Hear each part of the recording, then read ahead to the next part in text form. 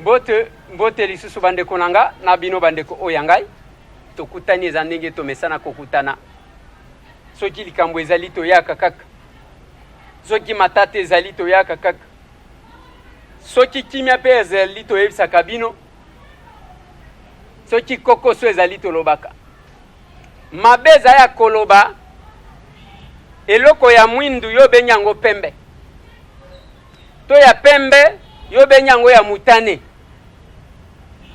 mais soki eza kaka verité musala yango wana te mboka toko change yango na modèle wana koloba na verité sans koyoka na soni mais kokosela mutu likambo nde eza mabe lelo bandeko na ngai tokobeta masolo mwa ebele. D'un côté nous avons l'opposition, manifestation mosusu eza prévue, église catholique babandi ko sensibiliser batu et pas comité laïque de coordination na ba église contre la machine à voter nanga lobby non machine non elections. Donc ce qui machine ezate élection pe ezate wana eza réponse akopesa na bandeko nyonso toyokaki ndenge yindaki ntango bakendaki. C'est un problème. Toko compatir na bandeko na biso bazana kananga compte tenu ya insécurité bandeko na biso bazana beni oti lelo bana bakotanga classe T toko compatir na bino mais bandeko na ngai bokolanda na kati ya element oyo elema bandeko ya hôpital Moi Mwatongo ezali hôpital oyo silo ya boulangerie Fab ekweya ki batu pe bakufaki ti lelo nombre ya bato yebanaka te parce que kotuna oyo apesi boyi et pas ba chinois batu bakufa combien et pas na hôpital batu bakufa combien na kati ya Fab batu bakufa combien tozwaka te yango bandeko nanga bokolanda ndenge nini avocat ya Moi Mwatongo bakendaki ko déposer plainte contre Fab ma botika ete na pesa bino ka mwa lecture ya mwa lettre oyo eza ya République démocratique du Congo ville de Kinshasa commune délimitée bourgmestre bureau du bourgmestre Kinshasa le 11 octobre 2018 lettre numéro 642/503/AD/SEC/2 transmis copie pour information A tozotanga boye pour que soki ozwaki mukanda te oyebake ozwaki yango botika kosagite ke ndenge nini Eliezer azali kolobela bango parce que bino bozaka ndenge wana nayoki tata moko olio sala makambo na ya justice Eliezer est entré là-bas comment est-ce qu'il ne travaille pas avec Minoko? Attendez makambo tu oyo nyonso tolobelaka totravaillaka na nani tolobeli ba ujana jusqu'à ce que moi solution ezwami na ujana totravaillaki na banani boyokaka soni ya makambo misusu bino batata mibimba. Son Excellence Monsieur le vice-gouverneur de la ville-province de Kinshasa batindelaki yo copie. Monsieur le ministre provincial de la population, sécurité et décentralisation ozana copie. Monsieur le ministre provincial du budget, urbanisme et habitat ozana copie. Monsieur le procureur général près la cour d'appel de Matete ozana copie. Monsieur le chef de bureau communal, monsieur le médecin directeur du centre médical Moi Mwatongo, monsieur le directeur général de la société Fab Congo, madame le chef de service de l'habitat alimentaire, tous à Kinshasa, accusés de réception. Catastrophe au centre médical Moi Mwatongo, 4e rue industrielle. À son Excellence, Monsieur le gouverneur de la ville-province de Kinshasa, avec l'expression de nos sentiments les plus respectueux à Kinshasa Gombe. Excellence, j'ai l'obligation morale et légale de faire suite à la copie de la lettre me réservée par le centre médical Moi Mwatongo en rapport avec l'objet spécifié en marge. En fait, la commune de Limete s'est réveillée dans un cauchemar le jour du 28 août 2018. À Tokomina, octobre, le 28 août 2018, vers 9h, en apprenant l'effondrement d'un silo de blé à la 5e rue au quartier industriel, en l'enceinte de la société Fab Congo dans ma juridiction. La justice s'étant saisie du dossier et par respect pour nos morts, j'ai personnellement observé l'obligation de réserve jusqu'à ce que la sérénité revienne pour savoir davantage sur les causes et circonstances réelles ayant émaillé cette tragédie.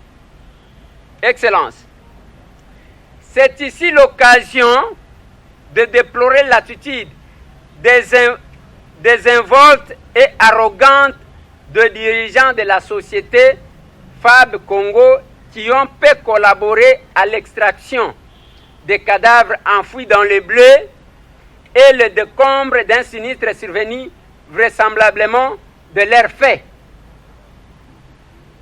À titre exemplatif, la commune a déployé ses moyens propres pour mobiliser une brigade du génie militaire durant 3 jours pour en arriver à retrouver les derniers corps dans l'indifférence totale des Fab Congo. Bango Bazata Kunati. Par voie de conséquence, la commune de Limete émet ses réserves de voir Fab Congo réhabiliter son usine en faisant fi du sort des familles éprouvées d'une des œuvres sociales à l'instar du centre médical Moi Montongo dont l'opérationnalité a été significativement réduite.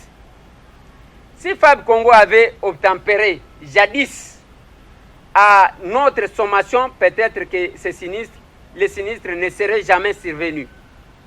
Je m'en remets à votre autorité pour qu'une enquête approfondie détermine leur responsabilité dans cette affaire et que des dispositions soient prises pour éviter encore l'irréparable. Veuillez agréer, Excellence, l'expression de ma considération distinguée. Le bourgmestre de la commune de Limete, Maître Nkulu Numbi Douglas. Bande Konanga, o mukanda ya bourgmestre, a rappelé comme André Kimbuta. Bien que tout le monde arrivé à Batupenzate, l'unique personne qui a relaté les faits hier. A lobby commune ba pekisaka bango ke place wana boko tonga ezama la mute. Na sezana mai zone marécagée.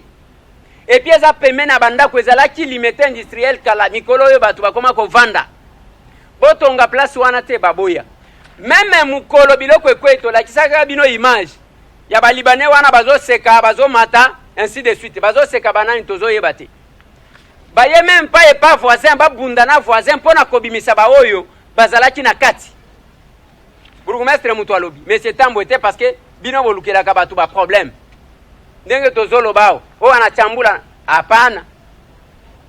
Kuchambula kuna hapa. Soki olingi ko contredire, oye ko contredire. Baye ko bikola, tomoni ba médecin directeur docteur Ngoyi. Bazoya bazo timbola na maboko. Dans la police, et ce jour-là, il fallait féliciter cette police-là. Mukolowana, il fallait qu'on félicite la police. Baluki, jusqu'à ce que baye comme on a maman. Moussale salema kamakasi. Heureusement, Mukolowana, police a banga caméra parce que na tuna kabubanga caméra pona nini. Ce qui est sala musala malam. La police bangowana bazo travail. Quelques jours après, bomoni babandi ko travailler lisusu to la kisaka bino image. Pendant qu'il travaillait, moto ezobima papa. Ndenge bozo mona wana. Bande konangai. Monsieur le gouverneur, lettre oyo ya bourgmestre zana ngoto zana ngote. Monsieur le procureur, ban copie nani? Monsieur le procureur général près la cour d'appel de Matete. Aweza monsieur Tambwete, o azo salabote. Ça c'est le bourgmestre qui a écrit. Azawana boko bengaye. Balobi tangu batu bakufi wango bazoseka bazakuna te. Et pas même kosunga ke batu babima. Le hôpital wana ezo salade. Tomonaka marche. Oh, nous réclamons, nous disons non au chômage. De l'autre côté, oh, tozana 2500 personnes. To vérifier, oui, engagés, na Fab Congo, 8. Bayako Yves Sabissoir. Ils ne sont jamais passés nous contredire. Nasuka nanuana.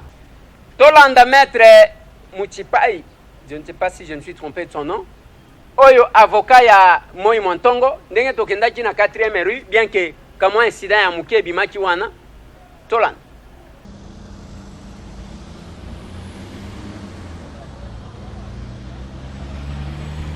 Bon, on a eu deuxième plainte. Parce que Totika qui plainte à Liboso, herba incident et ça m'a hôpital, centre médical Tongo depuis le 28 août 2018. Totika plainte. Depuis Totiki plainte, toujours on a pensé que ma besoin évolué et que ba voisin nabiso ba o ba endommagaki ba hôpital nabiso ba on va continuer à travailler. Alors ils ont inquiété biso, yango tobino Totika boyete. Il faut déposer deuxième plainte pour que parquet à accélérer la procédure pour réparer. Non, mais il y a le tribunal, non, c'est-à-dire après le parquet, tu peux le tribunal. Tribunal. Parce que le parquet, ceux qui assistent à l'instruction, le parquet a fixé dans le tribunal. Tout comme peut directement dans le tribunal. Parce que le parquet a accompagné Bisso, a accompagné les partis. Mais ceux qui te montrent que non, bon, makamboso ou melato, que n'a biso pe tribunal balamoko. Nini sali ke boya kotika plainte ya mibalele. Et là que sali que toi kotika plainte ya mibalé, et ça fait presque 2 mois. 2 mois mais toujours mon a le côté. Toujours mon a le côté parce que l'hôpital il faut fonctionner. Et ça ba bâtiment na biso est endommagé. Ba bâtiment il faut ils ont parce que ils ont plusieurs services na bâtiment na. Bâtiment wana ils ont fonctionné lelo batu bazo salaté. Et ça problème batu bakufi. Il faut pas réparer. Alors un cas il y a mort d'homme. Il y a des morts d'hommes entre la vie et la mort. On doit qu'est-ce qu'on doit faire? Alors biso to kansi que non, lokola il y avait des morts d'hommes, bango bakokaki ko sala noki ba réparer et puis tout est sans problème. Mais bon, si nous sommes venus pour pas réparer. Mais si dans l'entretemps, bateau nyonso ya motema malam bazo kabiso, bako kanisa biso pour na recherche sabiso et que to banda to zongela misala na biso normalement, ils seront les bienvenus. Oui. Mais de la part ya nani ya tomonaka mokolo ekweyaka ba konzebele bayaka ba député, ba policier, ba généraux bayaka wana. De la côté ya mokolo usine, est-ce que basali quand même quelque chose ou pas? Et puis pour nini boko senga que balongola silo etikali? Parce que silo wana ils ont constitué danger permanent pour les malades na biso. Soy ba un hôpital, ils ont soy ba koti boye ba moni silo wana babi tuer wana. Ba banga que silo ekwe la bango. Bazo banga même personnel ya centre médical, la même chose ko banga ezali. Lokola silo ya liboso ekweyaki ba banga ke o ya mibale pe ekoyi kokweya ne moko yango bazo senga ke ba délocaliser pour bazala tranquille. Bon, différentes commissions d'enquête o kitaki quels sont les résultats oyo bazwaki, que ça soit bato ba ministère, que ça soit banani parce que toko monaka bato ba ko kitaka wana. Quels sont les résultats de l'enquête na bango? Biso jusque là tozo c'est la ba résultat na bango bien sûr bayaki. Tous les résultats na bango tisiko biso nan tozui penza résultat concret. Tous les résultats na bango. Tous les résultats na bango parce que biso tous en a difficulté makasi à fonctionner. Ça veut que l'hôpital les a service social. Ça service social surtout ba maman o bazo ya chaque jour na maternité. Basa na kobanga makasi kotika la wana 2-3 jours pour na obota. Alors elle bazo mona eloko wana bazo obligé ya okima. Est-ce que bino bokoki ko délocaliser hôpital na bino te puisse wana babenga ngo limité industriel? Te papa, hôpital les aki wana avant société wana. Hôpital les wana ça fait plus de 10 ans. Bango bayeka lobby awa ça fait ceux qui 2 ans basa wana. Et puis ceux qui au talibien. Quartier wana ils a plus commercial.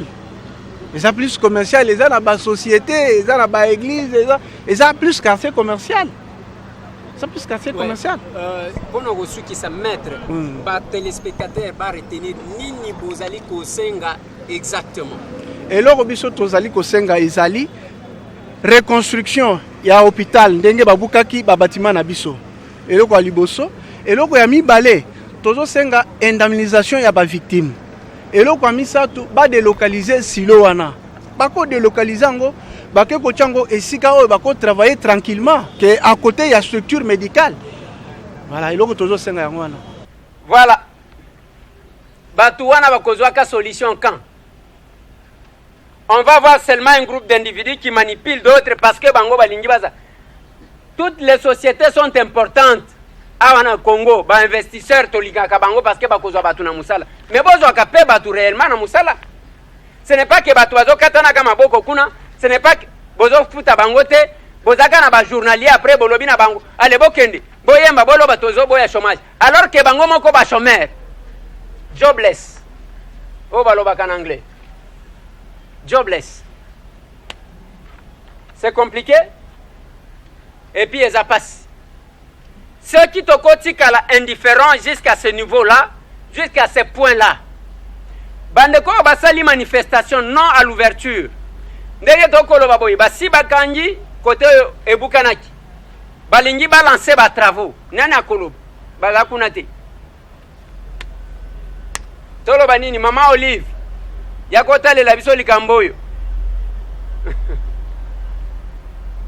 Mama ya batu wana bokonyoko la yeti wapi? Amataki. Donc musala même oya yete. Donc moi mutema malamu ala kisabatu. Il faut bapesi loboko okomi ko kangati ao. Même le ministre, personne oya descendre à quand même eloko normal.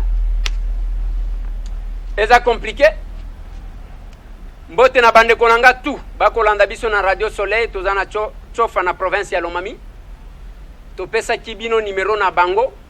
Bao bazana ba porte oyo bakoti ko fongolela bango pour que bakoka koyeba ba makambu parce que ezape pona ko couvrir ko désenclaver sur le plan médiatique.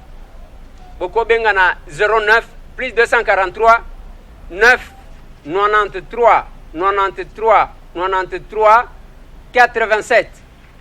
Radio Soleil tozana province ya Lomami na chofa dans le territoire de Lubao. Bino pe bato bokendaka libela obunga epa na yo. Eza epa ya ba honorable Mulendambo place Azali. Docteur Christian na Belgique place Ozali. Boza ebele. Votre radio désormais chez vous, Radio Soleil. Boko benga na numéro wana, tout ce que vous voulez ça peut aller. Bofongele li bango ba o basunga ka ba radio communautaire ekozala malamu. Maurice Somwe na Londres. Bosolo la kapeti. Voilà, RDC Monde, totela kibino élément, ya makambu nyonso tout, ya détail. Ezakuna na mwana kolo lopango, mususu wana ya mike toko banda kotiela bino ce qui a été rencontré à Basel. Bobo sanate pona kosangisa mbongo pona ndeko na biso Dodo oyo akufaki kuna na Los Angeles parce qu'azo kundama déjà le 27 yango communauté congolaise yakuna bako senga lisungi. Merci. Otika la brancher parce que za musala.